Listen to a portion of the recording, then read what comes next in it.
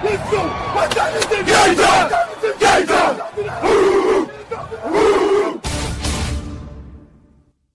gonna be a football game tonight now. No doubt. It's gonna be a football game here. Okay. I done been here before. All right, let's go, baby. Play clock at 5. Pass is intercepted at the goal line by Malcolm Butler. Unreal.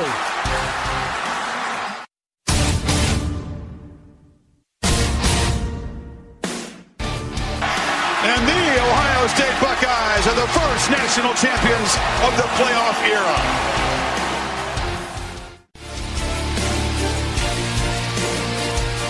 Ladies and gentlemen, football to football. Your host, Sean Garmer, Gary Vaughn, and Randy Isbell.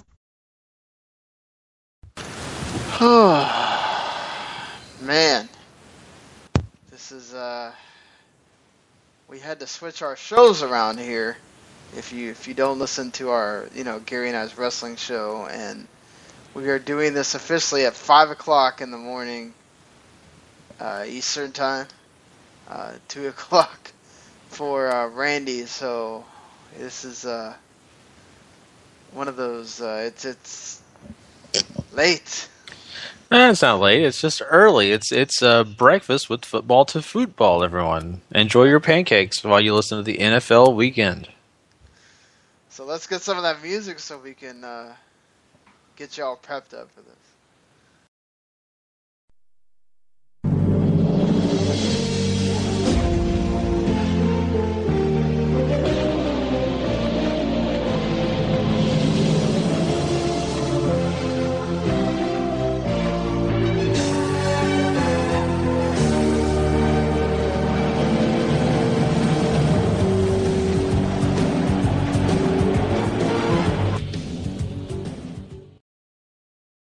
Alright, now that you've kind of woken up a little bit, maybe all of us too, we can get this started now. I'll be honest here, from now on Thursdays and Mondays, just to let everybody know, and also to kind of make this a little bit more of a cohesive thing, because a lot of times, unless we have somebody on, like last week where we had Ravens and Steelers fan, and we kind of got to talk to them and get their perspective. Well, a lot of times we end up like rambling with the Thursday night post-game stuff or whatever. So we already did a live post-game on Rabble.tv. You can go just search WTM Network. Also, it's there if you listen on demand or on Spreaker. The link will be there. All you have to do is press it. You can press it from your phone even, and it will work. And then you can go listen to our live post-game that has like our direct thoughts right after the game's over. It was about 20-25 minutes long, and we go through various different questions. So we're going to hit some of that here, but we're not going to take like forever talking about it. And then we're going to hit our NFL Week 5 preview, giving predictions, giving thoughts on those, giving our some of the games we play, all that stuff with some of the questions. And then, Randy will take us through college football Week 6. Can't believe we're already through into Week 6 already with that. And then we'll talk about what some of the games and some of the things we're looking forward to the most that's happening this weekend. And, of course, Randy and I will be doing a live Rabble broadcasting, just like we did for the Dolphins and Jets game in London. We're going to be doing the Sunday night game, 49ers traveling to New York to take on the Giants. So make sure if you're enjoying this podcast or whatever and you're around on Sunday night watching the game, mute that TV. Listen to Randy and I give you our thoughts on the game and everything as it's going on. So, but of course, I already talked about these guys here. But my co-hosts here, Mr. Randy Isbell and Gary Vaughn, how are you guys doing? I'm sure everyone's tired. Yeah, you know what? I'm reevaluating this. It's no longer late for me. It's early. I'm going to go get me some pancakes. So, Randy, how about it? Me and you will get pancakes. Let Sean finish the show. Absolutely. Sat around and was playing that stupid Shadow of Colossus BS stupid game, and now I'm in a mood. So I'm ready to go. Let's talk about some terrible football. This is wonderful. Let's bring it on. I'm ready to go. Man. God. I've heard Shadow Colossus frustrating people, but that's a little extra there. It adds frustration when it's 2:00 in the morning. I can see that, certainly. So, yeah, let's get to the, Thursday night, Indianapolis, traveling to Houston, Energy Stadium. The Colts win, but it could have possibly been another Thursday night thriller, could have easily gone to overtime. It did not happen that way, as the Colts had something else to say. They stopped Houston right in their tracks with an interception there at the end, pretty much killing off the game. Houston had one more shot, but 3rd and 6, Indianapolis decided to pass. T.Y. Hilton was faster than Kareem Jackson and he caught it. Game over. Colts win, 2nd game in a row winning with Matt Hasselbeck at quarterback. So, that being said, they're going to play the Patriots on Sunday Night Football next week. Andrew Luck looks like he's going to be coming back into the fold. The injured shoulder's going to be fine. It was just one of those cases where this was too quick of a turnaround for him to be able to play. Do you think that now the Colts will take this momentum and you just plug in Andrew Luck and they play the same, or is there going to be a little bit of a hiccup now, Andrew Luck having to adjust back to the offense? So you're trying to say that we don't have a quarterback controversy? No. I mean, Hasselbeck's 2-0. No? Okay. No. I mean, that's the other team. The other team's the quarterback controversy because they both suck. But no, it's going to be interesting to see how Luck kind of gets into this offense. Andre Johnson finally got going a little bit in this game, so I'm curious if now Luck will start looking for him a little bit more. Moncrief was kind of a no-show, which has not been anything going on when Luck was a quarterback. So, I mean, it's kind of up in the air, and the Patriots are no joke. So, the only thing, if you're a Colts fan, that you can take solace in is they have 10 days to prep for it, and Luck has 10 more days to work on that shoulder. Gary, I mean, how much of this Andrew, God, we did this on the post-game show too. Andre Johnson game that he had here, how much of this can you say going forward is going to be a positive for him? You know what? Or is this just a one-off? You know what? I'm not sold that it's a one-off, but I'm also not sold at all that it's a something that's going to be continuous. What I look at here is they took advantage of the matchup that they had, and not only that, Hasselbeck seemed to kind of favor him, and that may not happen with Andrew Luck. Andrew Luck really hasn't targeted him a whole lot. It's just been a situation where he's almost been kind of a ghost out there. I really do wonder with Andrew Luck if when he comes back, is he going to try to target him more? I don't know. But I wouldn't buy into it just yet. You need to give him more time because, these things can happen. One game's great, and 5 games later he may have another great game. What about Frank Gore? Had a much better game on this night. Touchdown, almost 100 yards. Yeah, they're going to need a lot more of that from Frank Gore to kind of balance out this offense a bit. That's always been the problem with Andrew Luck is he doesn't have a running game to fall back on, so he's always under pressure and it's always on him. Mm-hmm. It definitely helps his protection too. Oh yeah, for sure. Yeah, you can do the play action, all that stuff. I mean, it's just certainly what's better for your offense if you have a more balanced attack instead of just being one-dimensional. So, as we've seen with the Colts in the years past, I mean, look, Andrew Luck tries everything he can, and he is pretty much like sort of second coming of Peyton Manning for very much of his time there. It's just this year with the shoulder injury and everything, it's kind of hindered him. So he's needed that more than ever. An interesting thing too is that this Houston defense, it's very vaunted Houston defense, especially with that line of J.J. Watt, Clowney, Wilkerson, all there. they could not rush Matt Hasselbeck at all. Now, the Colts defense couldn't rush Ryan Mallett or Brian Hoyer either. But this is a defense that's supposed to be pretty good. Where you have a leader in Brian Cushing at linebacker. You have some, Jonathan Joseph and Kareem Jackson in your corners. You have some good safeties. I mean, this is a defense at its core that is supposed to be very good. It's supposed to be able to rush the passer. J.J. Watt is, all pro, everything. And a 40-year-old quarterback just slices and dices you here. Frank Gore just runs through your defense. I mean, Andre Johnson, you're making him look like he's 22. I mean, so what do you take of this? Is it just one of those cases where the first part of the game with Ryan Mallett, Houston really couldn't do a whole lot, and so they were on the field a lot more? Or is it a case where maybe they're just not that good right now? Gary, what do you think? It's really weird to me because I think it's a chemistry and also situation. They couldn't make stops, really.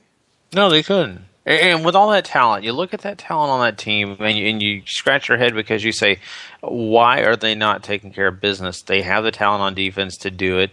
What is it? And it's a scheme versus talent thing for me. And with the way they're playing is not at the par with the talent that they have on paper, at least. I mean, I don't know what's going on there. It makes you wonder if the scheme's too odd for them, if they're just not gelling in that scheme. But the biggest thing for me here is you got two great pass rushers, Clowney and J.J. Watt, and J.J. Watt being probably the best pass rusher, if not one of the best pass rushers in this whole entire league. That concerns me a lot. And so I think that there's something going on there in that defense. I don't know what it is. I wish I could solve it for them because maybe I'd make some money off that. But they need to get things together. They really do. Randy, I mean, is this more about the Colts offensive line kind of getting it together there with Hasselbeck at quarterback, or is it different? I think hope so, but part of it to me feels like it's because it's a Thursday game. Obviously, all the game planning is pretty vanilla, and they did a really great job on the broadcast kind of pointing out what the Colts were doing to J.J. Watt, where like most of their runs or their pass protection was stop him first and then take care of everyone else. Like they knew if they were running it to that side, they wanted to push him off to the side with two linemen if they could, or if they're going to pass it, they were just trying to like direct him around as well as they could. So part of it, I feel in this game was because it was on, there was only a few days where they could really get things figured out, but I don't know. Maybe they just haven't meshed very well on defense, and this is just how it's going to be the whole rest of the year. Very well could be that, obviously. On the Houston side of things, obviously, aside from the defense, offensively, had several questions and a few bright spots. Arian Foster was a big deal catching the ball. Obviously, that has to do with Ryan Mallett throws a lot of his stuff to the backs, to the guys that can kind of cross in the middle of the field because he throws everything in the middle of the field and he's not very accurate. He was a lot more accurate in this game, but most of the part, for the most part, he throws things and he throws it downfield. He makes the throws, but just you can tell there's just not this confidence there as far as feeling like throughout the game he's not going to make a mistake, and he does make a mistake again. This time it wasn't his fault. It's it hits the receiver in the hands, and then a Colts defender intercepts it, and then Brian Hoyer steps in. He plays much better when the team is behind, obviously, because all he's doing is basically passing almost every down. Arian Foster again stifled, only 41 yards rushing. He had a better game overall than last week, but he's still not the Arian Foster that we remember.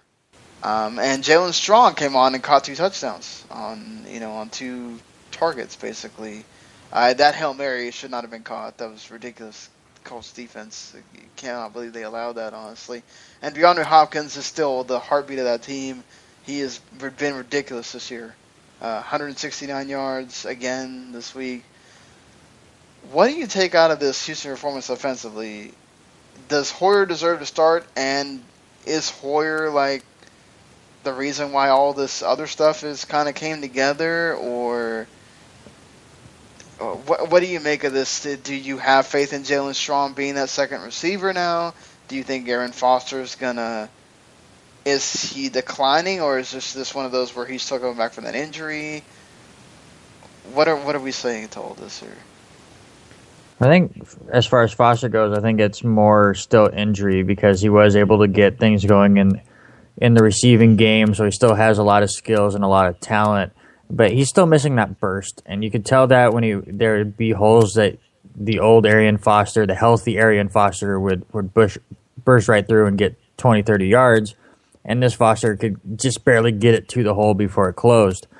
So that's a concern, but one that could be fixed. But to me, the big takeaway is DeAndre Hopkins. I mean, like you said, he is the offense. He is the heartbeat. He is the nervous system. He's the digestive system. He's everything for them right now. And you could definitely tell when they were down, all passing plays went to him first.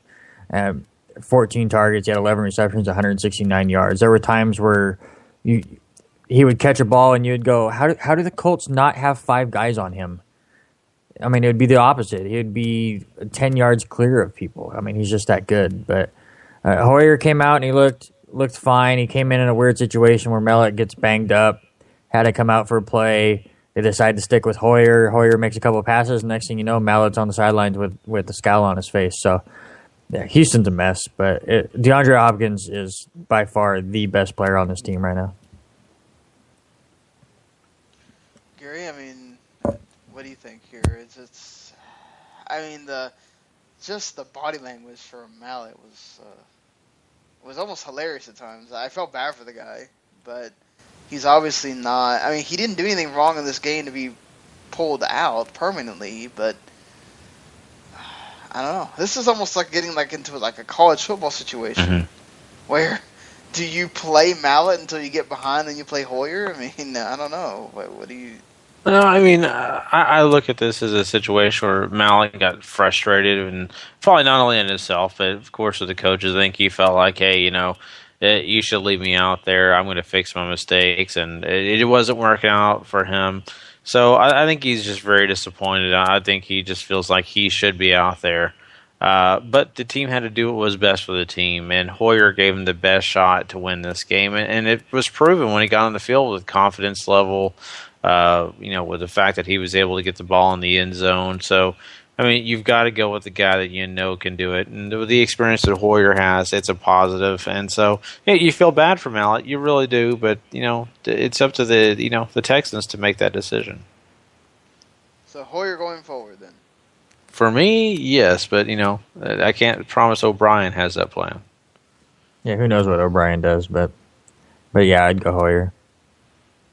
Yeah, you could tell he was really frustrated with that interception at the end, though, because he was sitting there going, "Oh, stupid." Like they had they had a chance to win there, and just an unlucky play, and I don't know. But anyway, we've talked enough about this game. Let's move on to previewing the week that's coming here, week 5 of the NFL season, and it seems like because we're doing these podcasts, these weeks are just blazing by. On bye week this week, Miami Dolphins, Minnesota Vikings, New York Jets, and the Carolina Panthers. So if you got Adrian Peterson, Cam Newton, Jets defense, I don't know who you're starting with, Miami, Javon Landry, make sure you set those guys as far as fantasy goes. So our game of the week this week is a 1 o'clock game, the Seattle Seahawks, going into Cincinnati against the Bengals. So, question here for you guys. Are people getting a little bit too excited about Seattle?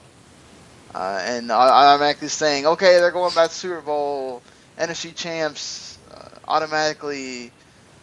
Is it a little bit too early to be saying that? I think so. I mean, not that they're not doing well, which they are doing very well, but we've seen them in close games, even this past game where they were supposed to beat Detroit and fact, I think if I'm not wrong, I had said that they should beat them pretty handedly, and that was far from the truth. I mean, Seattle was right there alongside Detroit the entire game. Detroit put some pressure on Seattle, and Seattle was able to escape, but that was by the hands of Cam Chancellor. Otherwise, that game was a loss for them, and their season's in jeopardy.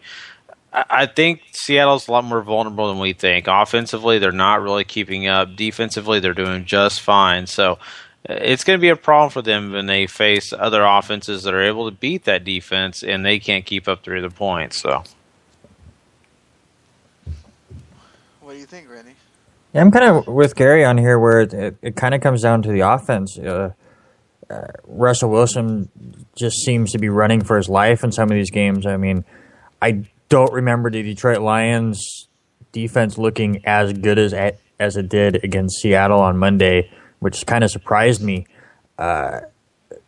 Jimmy Graham just has not gelled well with his offense. Obviously, the Marshawn Lynch injury has kind of messed things up as well, but it's like Russell Wilson and no one else right now on the offense. The defense has been doing the best they can. I mean, especially since Cam Chancellor came back, which I hate saying that, but whatever. But yeah, it's all on the offense. They need to get things rolling a little bit better, especially on the road. Yeah, it's definitely on the offense. The defense is holding up their end of the game, and the offense is not coming through. I mean, Cincinnati's defense is going to be proving tough once again. But maybe because of that, Russell Wilson's going to need some help on that defensive side. And something that's interesting, considering who they faced, especially on this comeback tour of wins, they don't have their first interception yet of the season. Do you think that happens here? True or false against the Bengals? Randy? I'm going to say false. I still don't think they get an interception. Andy Dalton's been really careful with the ball, and I think that continues here. Ooh, I'll go the flip. I'll take the true. I think it could happen. There's always that game where Andy Dalton will throw an interception. This could be that game. Certainly, I think Andy Dalton is matured enough to where it shouldn't affect him like that, negatively. So I would assume that, we move it on, and maybe he throws an interception, but he's still going to be fine. So, that being said, Gary, who do you think will be your fantasy player of the game when you look at these two teams, both of them have really good defenses. So offensively, I don't expect anybody to be excited about starting anybody on offense. But I will say this: I think this could come down to the tight end situation, and I think, really, honestly, Russell Wilson is going to have to try to find Jimmy Graham the best he can in this game, because I don't think the rest of his receivers are going to be able to run as free as they have been, and he's going to be pressured. So I think Jimmy Graham would have to be the guy that I would look out for as maybe having a better game here. Not a great game, but probably the better game than some of the other receivers on the Seattle Seahawks side. Certainly. All right, so who's winning? Like Seattle? No. I'm going Cincinnati. Yep, same here. Give me the Bengals. It's hard. I think I'm going to say Seattle. I think Seattle goes on the road and wins this one. I know it's really hard for them to play on the road. They are totally different at home than they are on the road, but I'm going to say Seattle for this one. So we move on to my first game that I've got to cover here. St. Louis traveling to Green Bay. Green Bay has, Aaron Rodgers hasn't thrown an interception in I don't know how many daggum games. The Rams, we did see them slow down Carson Palmer, make him make some dumb throws and whatnot, but Aaron Rodgers, different quarterback. He doesn't do the whole throwing it way down the field, all that stuff like Palmer does. He dinks and dunks and makes those really throws where like nobody's going to touch him. But do you think the St. Louis defense can do the same thing to Green Bay that they did to Arizona? Gary? I think they could to an extent. Now, not as well as they did against Arizona, because we're talking about two different beasts here. We're talking about Aaron Rodgers and the way he plays football compared to Carson Palmer and his style of play. And Aaron Rodgers has such a great rapport with his receivers, and he can get the ball in these tight areas that, most quarterbacks are still scratching their head how he can do it. So I'm looking at, a little bit more success for Green Bay compared to what we saw against Arizona. So, Randy, we just had this matchup, actually, in college football last week. Alabama decimated Georgia. So does Eddie Lacy get some revenge for his Bulldogs and have a better game? Or not, Eddie Lacy played for the Tide. So does Eddie Lacy continue that trend? Or does Todd Gurley get some revenge for his Dogs? Now, we saw Todd Gurley kind of break out a little bit last week, but I don't see him doing the same against Green Bay. Eddie Lacy, on the other hand, hasn't been the most amazing back like people would think he is, but he's still absolutely great. He's kind of shown to be a slow starter as far as the season goes along, so I think he gets better and better as he goes. Here's the first step for it at home. I say Eddie Lacy has a better day.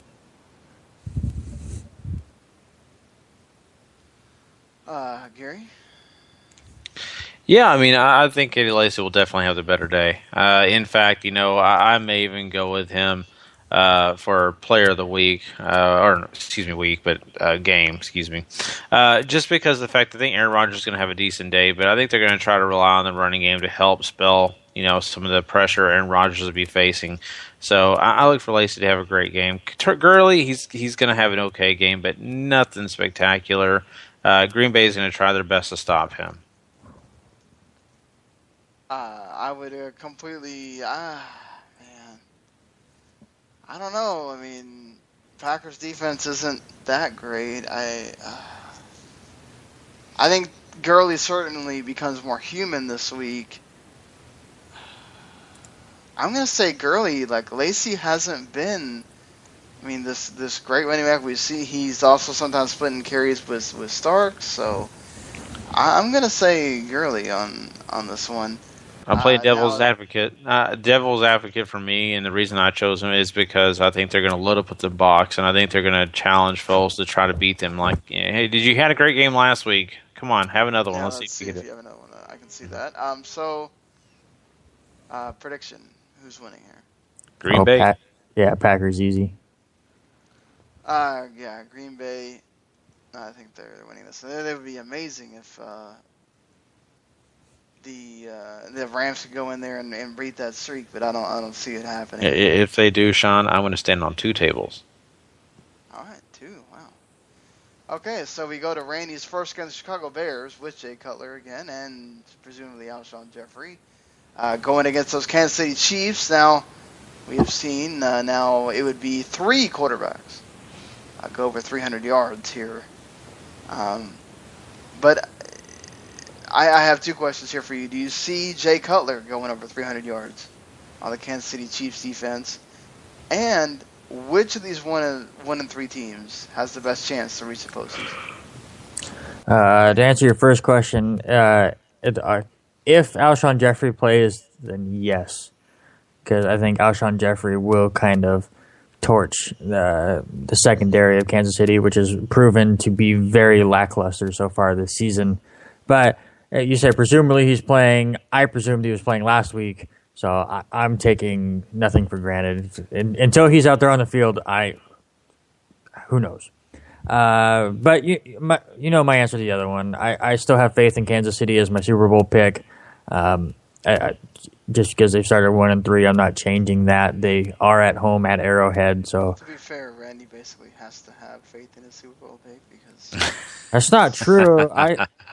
I had Arizona State as my upset national champion team, and the moment I gave up faith on them, they go out and completely trounce UCLA, and showed exactly why I had picked them. But I don't have to give. If they lose this game, my faith is gone, and I'll pick somebody else. But again, it's at home.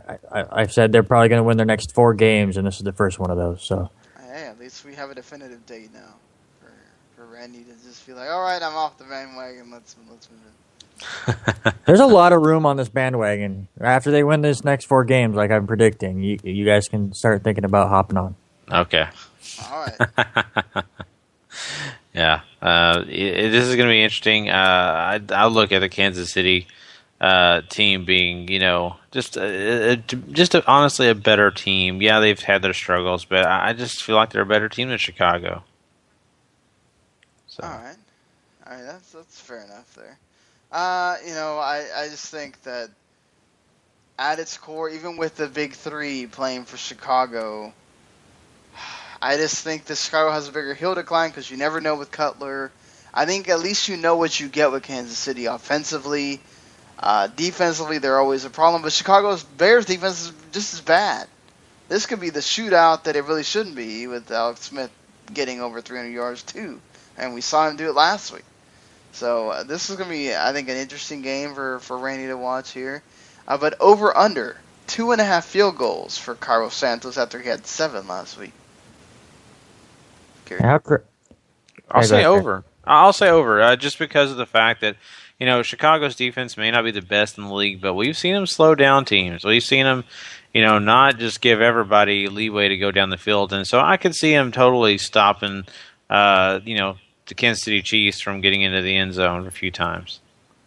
Yes, it's crazy to think if Kansas City could have just figured out how to finish a few drives, they may beat Cincinnati last week because they were able to move the ball down the field pretty easily, but then they would get down there and just forget how to do anything offensively. I'm actually going to say under here only because I picked up Cairo Santos in a few fantasy leagues to fill in for a few bye week issues, so I already know that it's going to end badly for me. So I'm going to say under. Okay, get on my team. I know I picked him up in one league. I'll make sure I drop him right. Yep, absolutely. Hey, the moment I traded for Andrew Luck, the shoulder issues started coming out. Oh. And I got him in 2 leagues, and I have started 4 wonderful quarterbacks that start Fitzpatrick and Hasselbeck last week. I dropped Hasselbeck yesterday in 1 league because Luck is all about saying he's playing, and then he's out. So then I am now stuck with, because Fitzpatrick is on bye, I am starting Blake Bortles and Josh McCown, and I'm not happy about either of them. So, yeah. Cairo Santos, I apologize for picking you up in that league.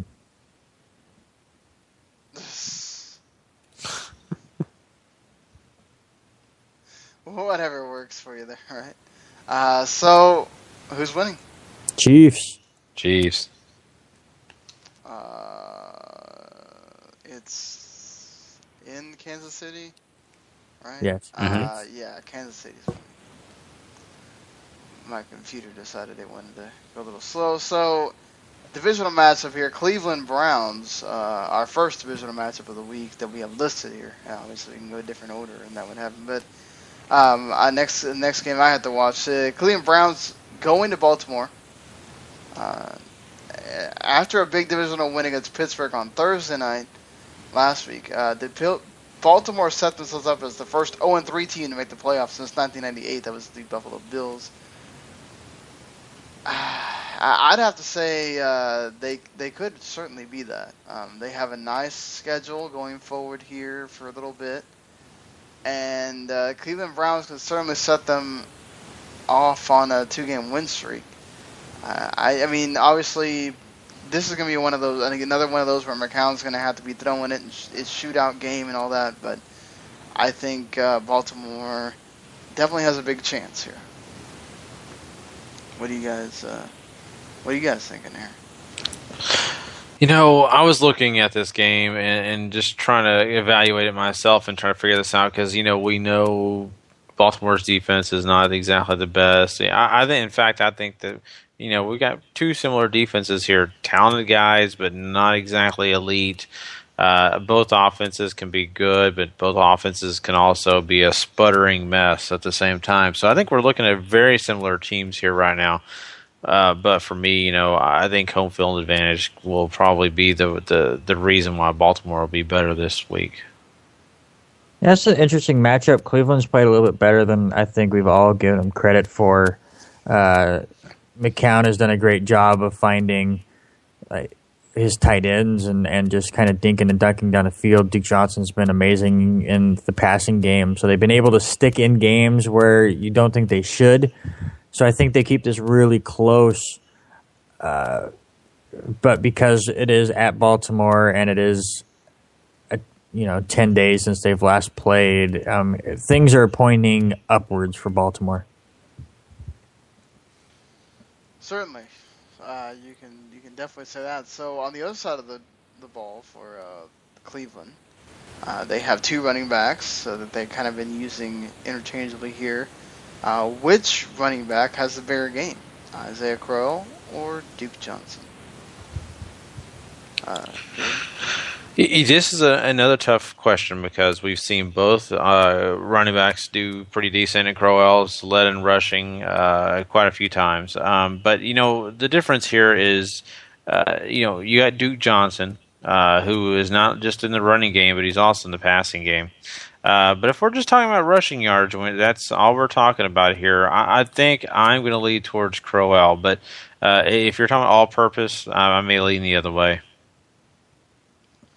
All right. Randy, any thoughts? Give me Duke Johnson either way. I think he starts to solidify himself as the better running back on the team. I'll take Duke Johnson too. So who's winning? I'm going Baltimore. Baltimore, so. I wanted to double check that I didn't pull the upset on my pick 'em. Nope, I have Baltimore. Baltimore for me too. Washington travels to Atlanta, so that Atlanta can presumably complete the quadrifecta on the NFC East this year. Washington has the number one rushing attack in the NFL.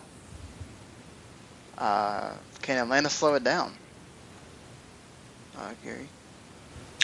That's the question here. And, Atlanta's done a pretty good job for the most part. And their defense has not been exactly, the best starting out the year. But guess what? They've little bit here and there tightened up their game. Of course, you also got to evaluate the teams they've played. They've played the rest of the NFC East who have had some struggles. But I think here, Atlanta, I think they've got some real honest concerns, but I do feel like that they're going to be able to load up and take care of the running game, because I really feel like they're going to put Kirk Cousins in a situation where he's going to have to beat him.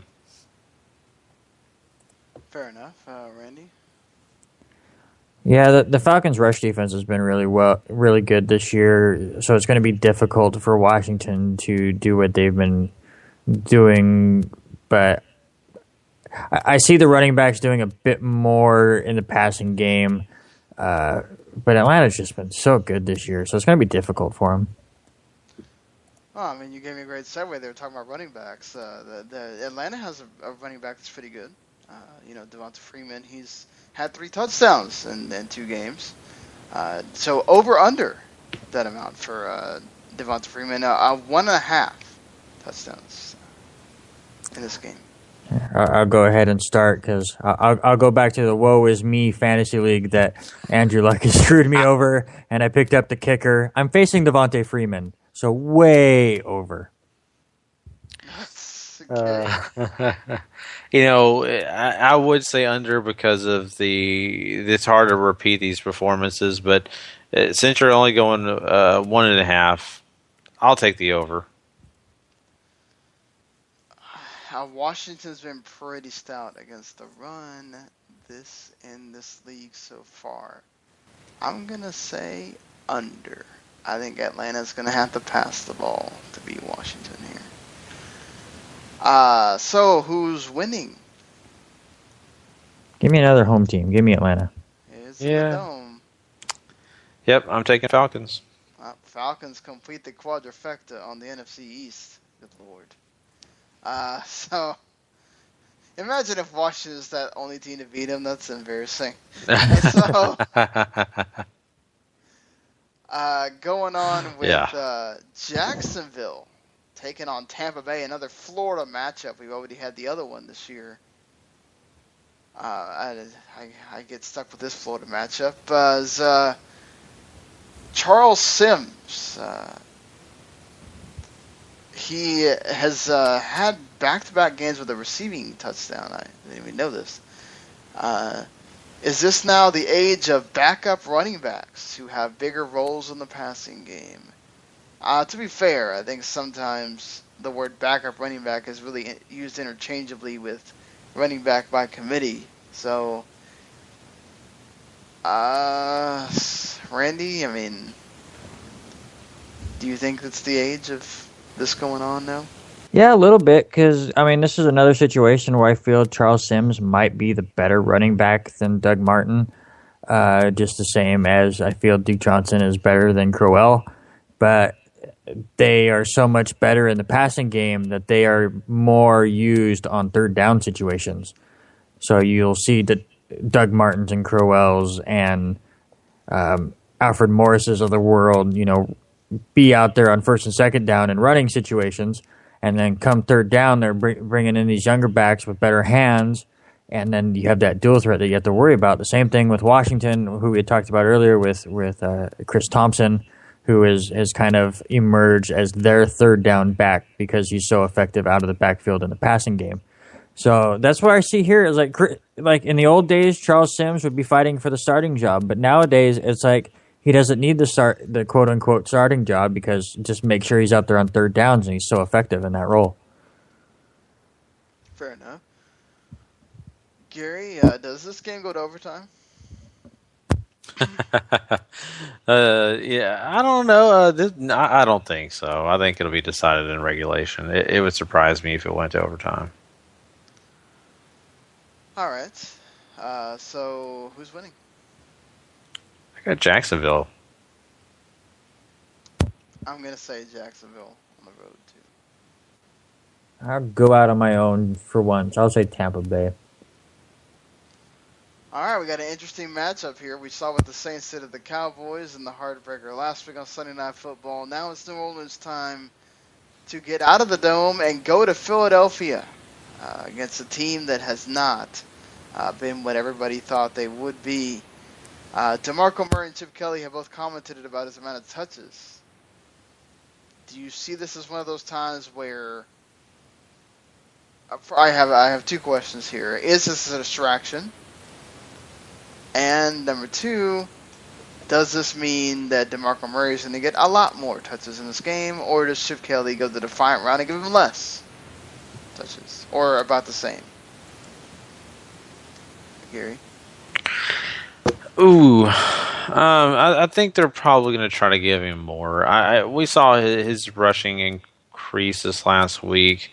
I think they want to get him on track. I think not only is he embarrassed, but I think that Philadelphia is kind of looking at themselves and saying, we're getting blasted for paying this guy so much money. We've got to get him successful. We've got to get him going. That way we don't look like idiots. So I think more rushing attempts would be there.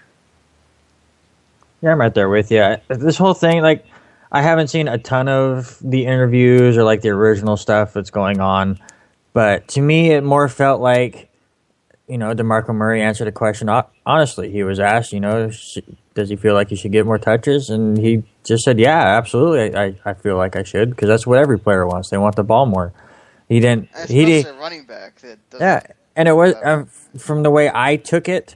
It didn't sound like he was saying it up, like he was upset about it, but he was just going, of course I want the ball more.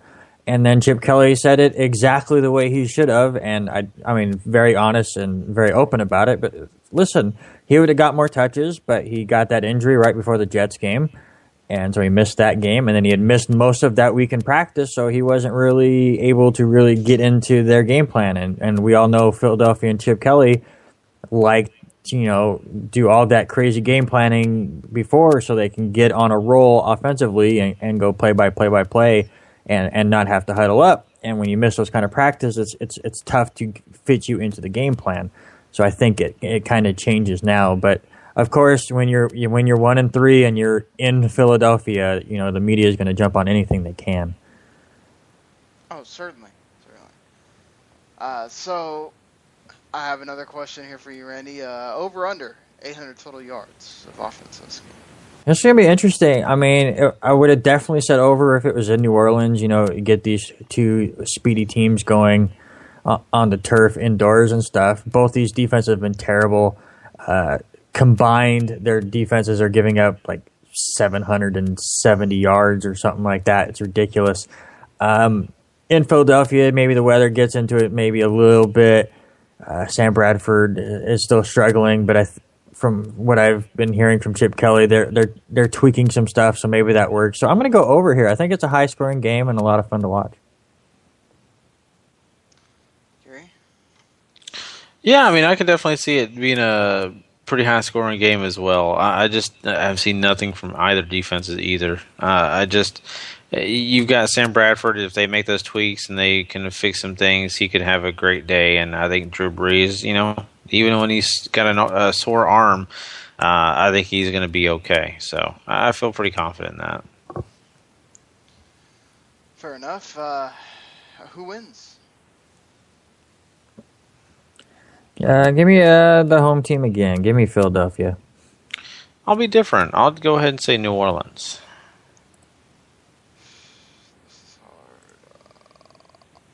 I say Philadelphia gets off the schneid here. So Buffalo is traveling to Tennessee. This is a game that I have here. It should be pretty interesting. Tennessee coming off their bye.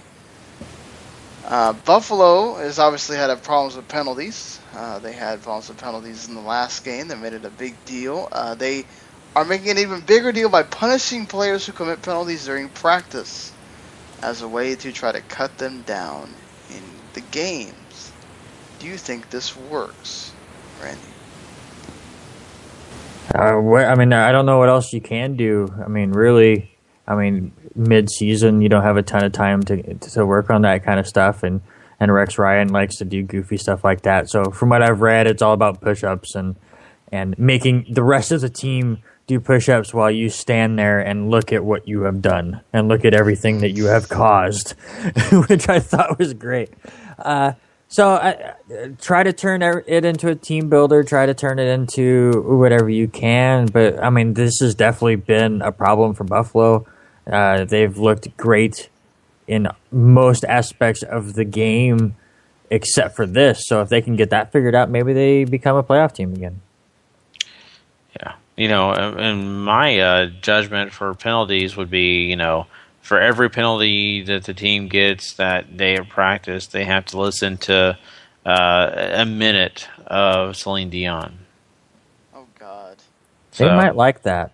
You think so? That might be a reward. Maybe that was the punishment to begin with, and they just now learned that they love Celine Dion, so they're pulling penalties out on purpose. Jeez. Buffalo is next to Canada. Oh, true. It could have trickled down a little bit. You don't know these things. True. That's true. God. All right. I don't want to be anywhere near Celine Dion at all. So take me out of that, please. Who has or does Marcus Mariota have more touchdowns or interceptions in this game, Gary?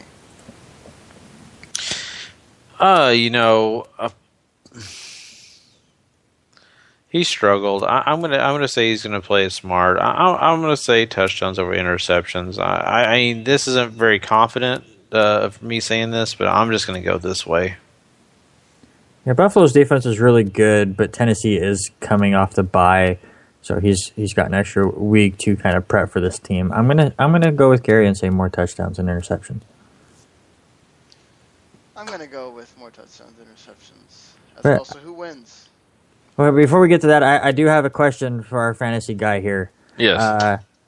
So they're saying McCoy most likely is not playing, and why am I blanking on the name now? Carlos Williams, coming off the concussion, may not play. If he doesn't play, what are your feelings on Mr. Booby Dixon? He could have an okay game against Tennessee. Tennessee's defense isn't known for completely stopping the run, but I don't have a whole lot of high hopes for him in this game.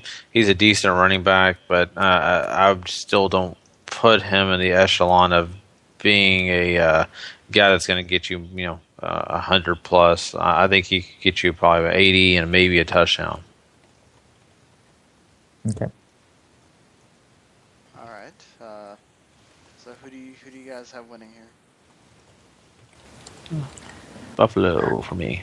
Oh, I want to say the upset so bad. I do. I'm going to go ahead and go with it, Tennessee. Oh, you do that. I'm staying Buffalo.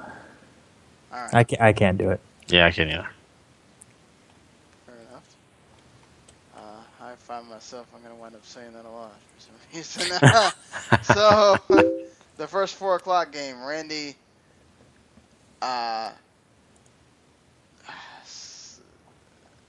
you're going to be watching this. It should be a really interesting game, Arizona, going to Detroit. Does Detroit take last Monday as a positive or a negative? Gary? You know what? I would take it as a positive. You could look at all the negative things that happened in that game, but really, honestly, you hung in there with a team that was in the Super Bowl. You got to take away all the good things out of that. And, if you would have lost by a big margin, then that's all negative. But no, you hung in the game no matter how you did it. So, yeah, I take positives. Randy, true or false, the leading receiver in this game will not be Calvin Johnson or Larry Fitzgerald? I'm going to go with false. I'm going to say it is Calvin Johnson as the leading receiver in this game. Oh, I mean, it would be a good time for him to do it, right? He hasn't been really that at all this season. You think Randy might be onto something here? I think he did. I really do. I feel like it because, these are the guys that basically each of these quarterbacks is really going to try to find him. And I think this is a great opportunity for that to happen. All right. So, who wins? This is a big one for the Lions. Yeah, I think so. I mean, the way Monday night ended and they go back home, basically. Arizona lost really close in that game. They're going to be mad. Again, I think Arizona's the better team, but it's just one of those games where it's like Detroit just doesn't feel like they should be 0-5, so I don't think they are. I'm going to go with the upset. I got to go Arizona here. I mean, as well as Detroit played and as hard as they have fought, I don't know. I don't know if they can come back with that same energy again, second week in a row. I just got to go Arizona. Yeah, it's hard for me to be able to say that Arizona's going to lose 2 in a row, and also that defense is going to make Stafford's life hell. You've got Patrick Peterson over there that's going to bother Calvin Johnson. I got Arizona in this game, I think. So moving on to our 425 games. Randy's got the Denver Broncos at the Oakland Raiders in a divisional matchup here. How long of a day will be for Derek Carr against the number 1 defense in the league? Randy? Yeah, this is going to be really difficult for him. They kind of fell down to earth a little bit last week. Everyone was kind of riding high on them after big wins against Baltimore and Cleveland. Chicago slows them down, and now here you are against Denver, who is just showing that their defense is so good that it doesn't matter that Peyton Manning has kind of taken a couple steps back. They're just that good. So it's going to be a very, very long day for Derek Carr, and he's going to be picking himself off the ground quite a bit, I have a feeling. Gary, who has the better game for the Broncos, C.J. Anderson or Ronnie Hillman? What's funny is, I'm not sure if one of you guys said it last week or what, but it's just funny because really Denver is trying their best to get the ball to C.J. Anderson, but Ronnie Hillman just week in and week out. just proves that he's hungry and he wants it. So, I could be completely wrong, but if you're asking me and you asking me to put money on it, I'd probably say Hillman had a better day. I would go with Hillman too. He's been the most, I'd say, the most positive back in that backfield. What do you think, Randy? Randy? Sorry about that. I saw my mic muted. I was taking a drink. How does that New Day chant go? Ronnie Hillman? No. Well, I was thinking more CJ sucks. CJ sucks. Right? That's how. It's been a while since I've been watching wrestling. I think that's how that goes. Yeah, that is how that goes. Yeah, give me Ronnie Hillman. That's great. So who do you have winning though? Oh, Denver. Defense is too good. Yeah, Denver. Denver, don't they have that ridiculous record against the division? Whatever. Like 13 games or something? Yeah, Denver. So the second game on our docket here is what we should just pretty much call it the bloodbath. Here, hold on. You brought up that stat about the division, and I just saw this one stat about them and the Raiders. I just wanted to read it real quick because it's great. The Broncos have won their last 7 meetings with the Raiders by an average of 21.6 points, and they are 6-0 against the Raiders with Peyton Manning. The Broncos scored at least 40 points in both meetings last season, and the Broncos have won 13 straight road games against divisional opponents. That's the one you were looking for. Yes, that's so the one yeah. I was looking for. Yes, of course, when I'm talking about the bloodbath, I'm talking about New England coming into Arlington and taking on the Dallas Cowboys with whether it's Brandon Weeden or Matt Castle at quarterback, and the walking wounded everywhere else. God, Gary, this is depressing to talk about. How important is it for the Patriots to get Blunt and Lewis going early? I feel like the question should be, how many points are Dallas going to get murdered by? Yeah, I mean, to answer your first question, it's going to be very important for New England to get the running game going, only because that's the way they break Dallas' spirit right away. They can start throwing the ball and try to get first downs that way, in which they will succeed. But I just feel like if you really want to get Dallas down and you really want to win this game by halftime or even just the third quarter, you run the ball down their throat, because you've got to tire out the defense to make sure they don't get to Tom Brady, don't pressure him. You got Hardy come back. You got some guys energetic in this. This game is going to be one where the Dallas Cowboys are going to try their best to, get to Tom Brady. And so the best solution for that is to run the ball. Points-wise, I mean, I'm not sold it's going to be ridiculous. I mean, it's not going to be good, but I don't think they're going to just go out and slaughter like a 56-point game. I don't know if I see that. All right, fair enough. Gary being a little optimistic here. So 15 touches for Darren McFadden. Randy. I will say over. I know. I think it was Gary that said last week, or on Monday, that he really wanted to see Darren McFadden get into the offense a little bit more. I think that happens. Oh, I think he has to, because Lance Dunbar confirmed torn ACL. So I mean, unless they're going to sign someone. And even if they do, I mean, now Christian Michael will be on the team, so it could be possible that he supersedes Darren McFadden as well. But I would assume that at least for this game, Darren McFadden will have more touches. He should be used a lot more in the passing game, where I think that's a strength of his as well. Jeez, man, I'm gonna say over. Gary, what do you think? Yeah, I think over. All right, so who's winning? Patriots? Everybody? Patriots? I think Gronk tries to spike the ball so hard he hits that giant jumbotron. Wow. I would say he would shatter the glass in the end zones, but yeah, I'll go New England. Yeah, me too. Yeah.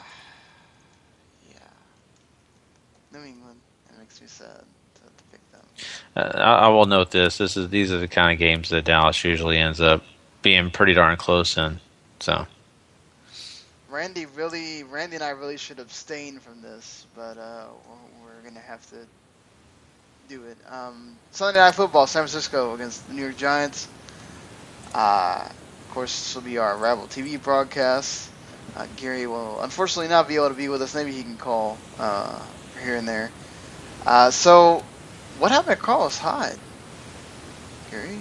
Yeah, that's a good question. He may have came back down to earth. I don't know. It just kind of surprises me because I think this kid has a lot of talent, and I just think he's not doing everything the way that maybe the offense is asking for. I just, to me personally, I don't understand what's going on here with this guy. I think that there's a lot of things that he could do maybe to tweak his game, but just success is not his right now. Fair enough. So, Randy, to you on the other side here, which is the higher total, San Francisco's points or the New York Giants takeaways? I mean, that may have to be a lot of takeaways there. I don't think it's going to be have to be very many takeaways. The 49ers offense has just been abysmal. They've scored a total of 10 points in the last 2 games total, scoring only 3 against Green Bay. I think that's probably about where they end up on Sunday night, is about 3 points. And I'm going to say over on the New York Giants takeaways, as ugly and terrible as that sounds. All right. Well, who's winning? Yeah, Giants are winning. I'm going Niners. I think this is a game that's going to... New York? I think in New York, I think the 49ers can bring it home. I think they can take it, and I just think a lot of people have the New York Giants a little bit too hyped. I think that after this week, people are going to say, oh, wow, well, let's rethink this, because New York's played some good games, but I just don't know. I'm still not sold. I finally get a pull away from Gary by a game. I that's think the fine. Giants, they know they have to win this game. They know with Dallas coming up again and more of the division games coming up again, they have to win this game. It's a very vulnerable game. It's a game at home that it's one of those where it can define your season when you look back at it. I think the Giants wind up getting it here. If they want to make any kind of serious push in that division, I think you do. So, Monday Night Football. Pittsburgh Steelers traveling to San Diego. The Chargers usually do well in San Diego. How does Vic wind up doing in his second start here, Gary?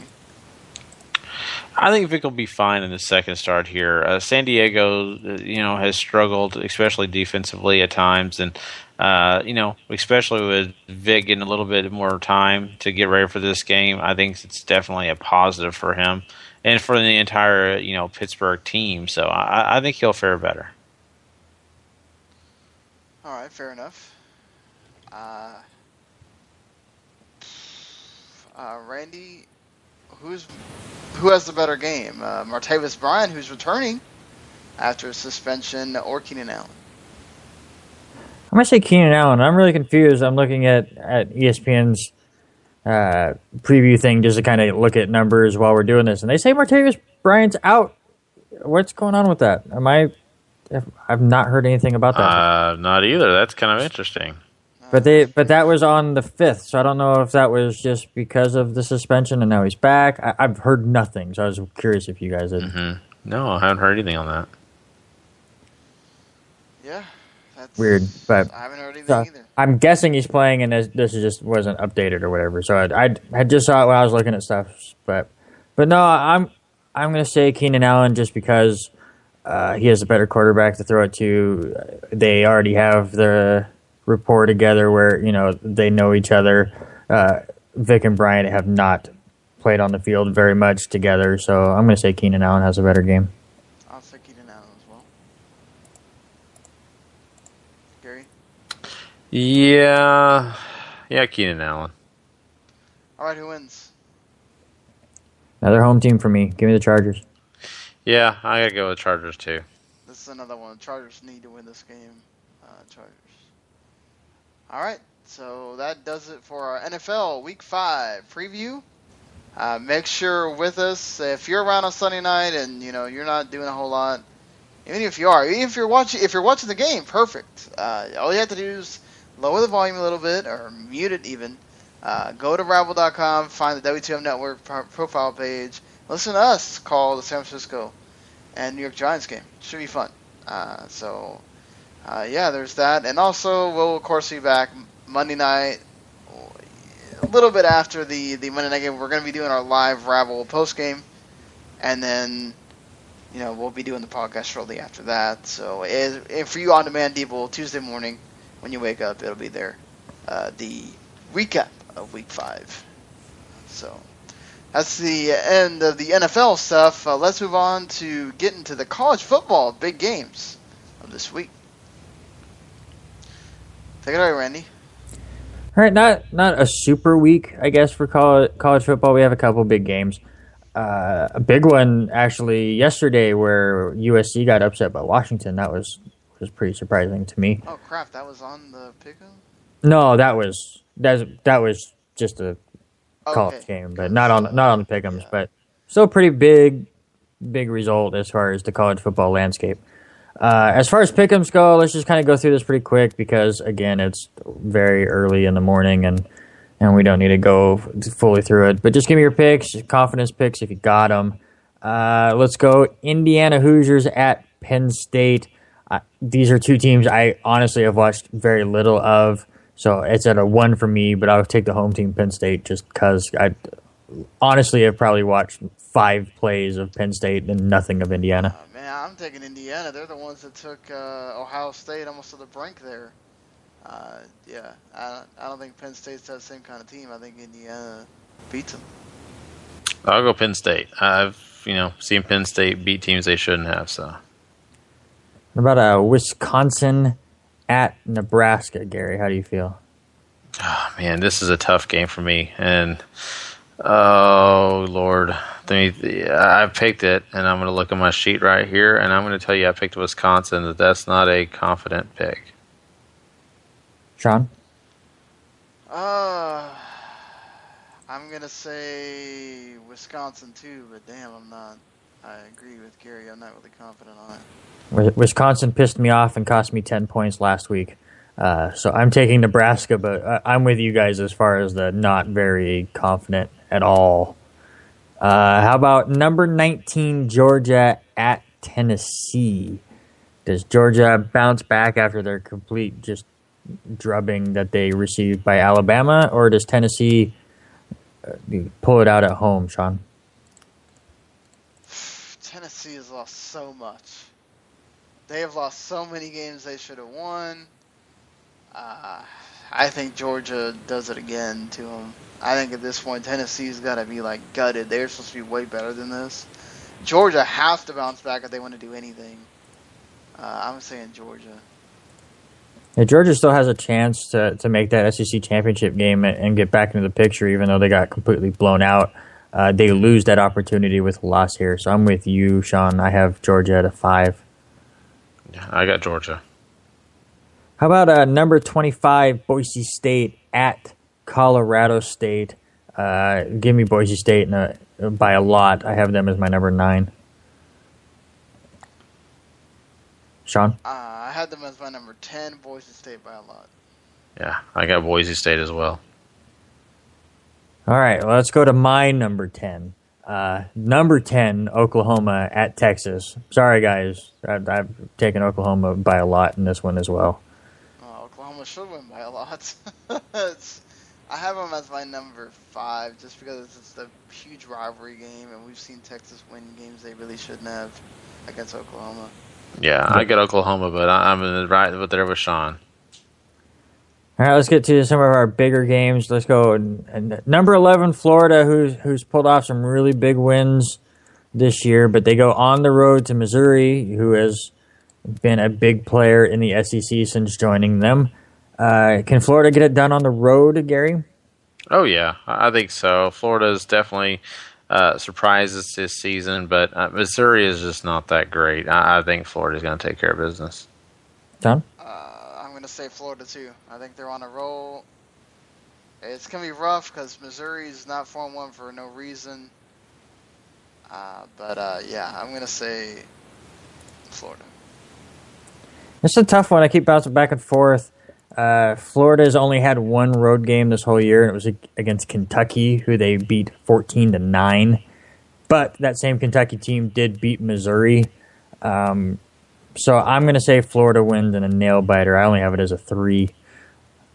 Number 21, Oklahoma State at West Virginia. Gary, how do you feel about this one?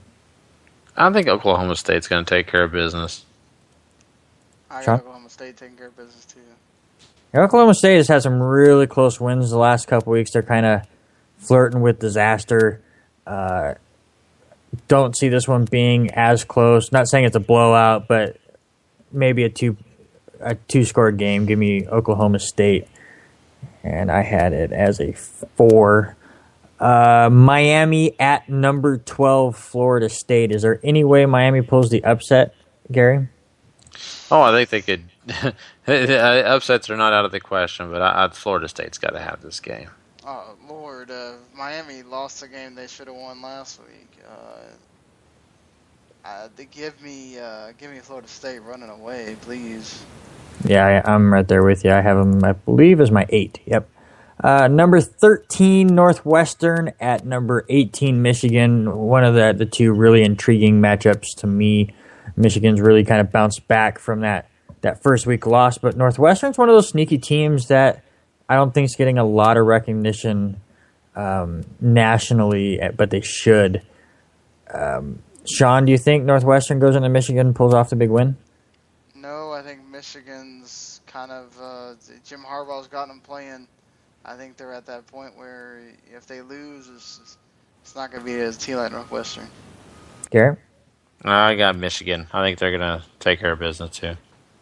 Yeah, like I said, Northwestern has been that sneaky team. They look really good, but ever since that loss to Utah, they gave up 7 points to Oregon State, 7 points to UNLV, and then shut out BYU and Maryland. I don't say they shut out Northwestern, but that defense looks really scary for Michigan, so I have Michigan winning that one. I have it as my 6.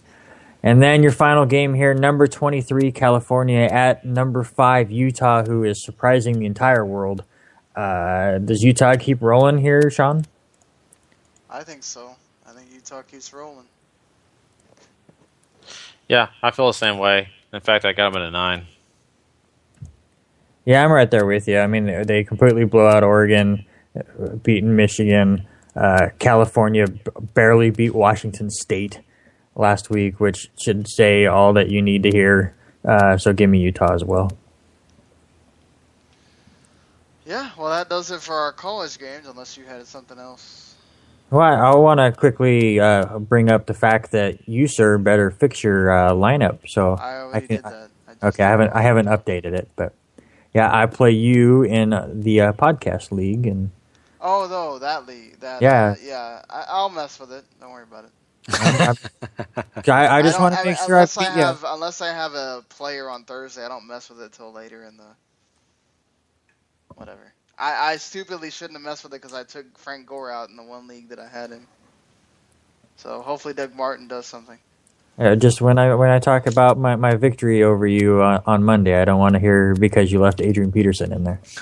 Oh no, that won't happen. So yeah, well, that'll be interesting to get to talk about here next week. But yeah, the only thing we got left here is what are you excited the most about watching this weekend? I mean, obviously, Gary, not that we're that excited about it, but Randy and I are calling that game, so that's something. Other than that, Randy, what are you looking forward to here? Sitting back and not stressing out over my Jets. Them having a bye week kind of excites me. No, the big thing for me, it's which teams slip up. Like, does Green Bay slip up at home against St. Louis? Or about New England against Dallas? There's always one of those games. I always talk about it where it's like it's a no-brainer, and they end up falling off, like Atlanta and Washington or something crazy like that. The other one is I think Seattle and Cincinnati is going to be a hard-hitting game, and as much as I hate to say I want to watch a Seahawks game, I kind of want to watch that one. You just picked my game. That's the game I'm looking forward to seeing the most. Just because it's our game of the week, if that's why. But it's going to be a close one, and I'm looking forward to watching it. That's going to be fun, too. I think something else to look forward to look around at is I want to see if the Philadelphia kind of gets it together here against New Orleans. That's going to be interesting. Man, if Philadelphia loses another game, I think the stuff's going to be out on Chip Kelly. Especially against New Orleans with, again, one of the worst defenses in the league. If you can't beat them at home, I think that, that ownership is going to really start questioning what Chip Kelly's doing. Mm-hmm. So, yeah, I think that about does it, guys. We kind of covered it all here in a really short fashion. I guess we should all just do it when we're really tired. Maybe we'll just get through things faster. But, yeah, so, like I said, we'll be doing that Sunday night game on Sunday, San Francisco Giants. Listen to us on Rabble.tv. There's a Rabble app, iOS and Android, that you can download. Go to what's on live, and you'll see football to football broadcasts. 49ers versus Giants. Just go in there. You can listen to us. Lower your TV down so you can hear us very well, and there you go. And also, if you're a wrestling fan, we have the Rest of the Max podcast that we just got finished doing. We reviewed NXT TakeOver Respect. Pretty damn good show. We also previewed the New Japan King of Pro Wrestling show. It's a pretty big show for New Japan that's happening on Monday morning. And they're also doing that announcement for Wrestle Kingdom 10 on Tuesday, so we'll be talking about both of those things on the Tuesday night WTN special that we're doing. And, yeah, I got the video game podcast, Crawford Multiplayer, if you're a big video game fan, talking about current things and video games, especially like that Far Cry Primal and other things. You can listen to that on our WTM network, which you can go subscribe to as well. Of course, subscribe, write and review on this podcast, because we'd love to hear from you guys what you think about the way we do the games, and if you think we could do something better, if you think we could do this preview better, whatever. Just nice to hear some constructive criticism, obviously. And if you want to hear something about some older games, Randy, tell them about that. Yeah, definitely check out backlogbusting.com.